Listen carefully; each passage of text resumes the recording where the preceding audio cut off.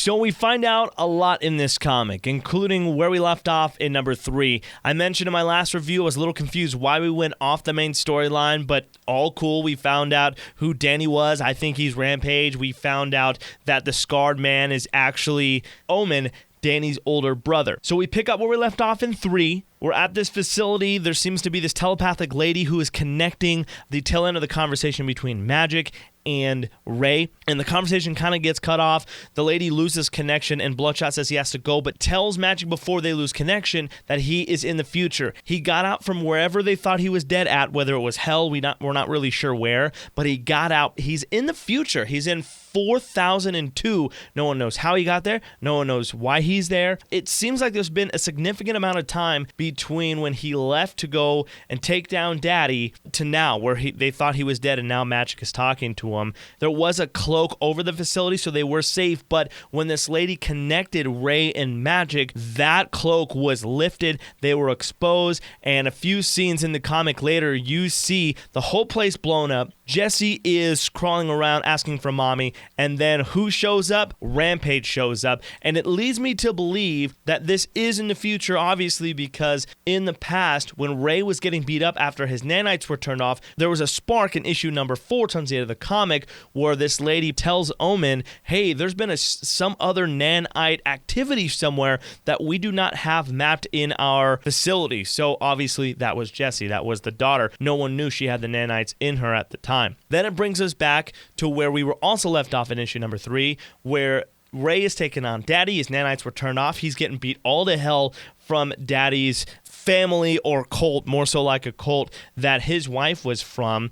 And he's getting beat to hell. He's actually feeling pain for the first time because remember, Bloodshot doesn't actually feel pain. He regenerates, kind of like a Wolverine type character. And the one thing he actually hated, the nanites that made him into a killer, that kind of controlled his life, he now is resenting even more because finally, the one time he needs to rely on them, they failed him and he's about to die until there was a moment in the comic where Daddy was going to shoot this little girl if Ray didn't say where Magic or Jesse was. And out of nowhere, who did Magic call in issue number 3? Ninjak to go find Bloodshot. And there he is. Ninjak shows up, starts chopping people's heads off. Guess who gets free from the sword of Ninjak? Bloodshot grabs the sword and goes, I need to go do this. Ninjak tries to stop him, but still super raging from getting beat up, from his wife being threatened, from his daughter being threatened, grabs the sword, chops the back of Daddy, gets on top of him and starts to choke him, and actually chokes him to death. So now Daddy is gone. Doesn't have to worry about him, well, at least to our knowledge, doesn't have to worry about Daddy harming his family any longer. However, there's a really cool shot as Bloodshot is standing on Daddy where he tells Ninjak, I thought that this would feel different. I don't feel any resolve. I don't feel better. There's no relief. And he pretty much tells Ninjak, I messed up. And I'm going to read you a couple lines from the end of the comic. Remember, spoilers, go read it, and then press play back on this review. Bloodshot says, and I'm quoting the comic, I screwed up, Ninjak. This was pointless. I really messed up. And Ninjak replies, you've messed up all right, Ray. Like, you've messed up all right. You have no idea how much so. And so it's kind of like, well, what is he talking about?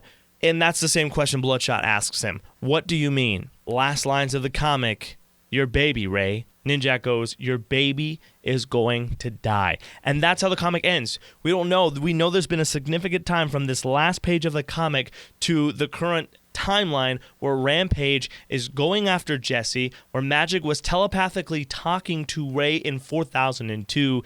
February 14th, on Valentine's Day, go figure, is when issue number 6 is coming out in comic book stores. Bloodshot Salvation number 6. Cannot wait to read it. The Book of the Dead begins. So we're going to find out what's going on. We're going to find out who this army of Bloodshot soldiers are. We're going to find out if Magic died. We're going to find out what's happening with Rampage and Jesse and what the heck's going on with Ninjak and what happened to Ray. How did he die? So many questions. I'm going to give this a 10 out of 10.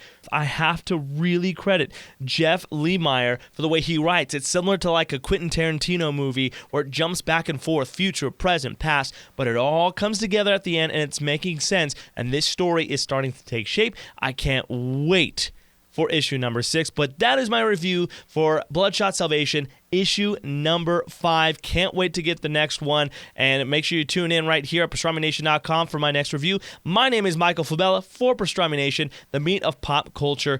Don't forget to continue to go through the website, check out more reviews on comics, video games, podcasts, con coverage, and more right here at PastramiNation.com.